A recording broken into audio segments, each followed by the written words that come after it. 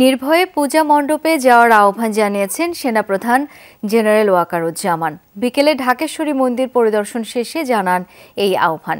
বলেন, এদেশে সবার সম অধিকার, তাই যার যার ধর্ম সে পালন করবে।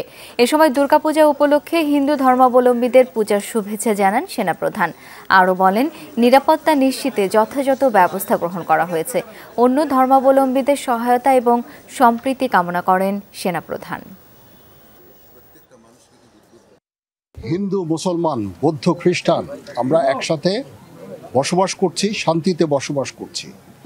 এখানে সবার, এদেশে সবার অধিকার আছে, সম অধিকার আছে।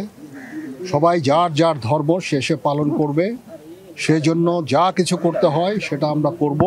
আমরা যে এখন মাঠে আছি, আপনারা নির্ভয়ে আপনাদের পূজা মণ্ডপে যাবেন, আপনাদের এই পূজা করবেন।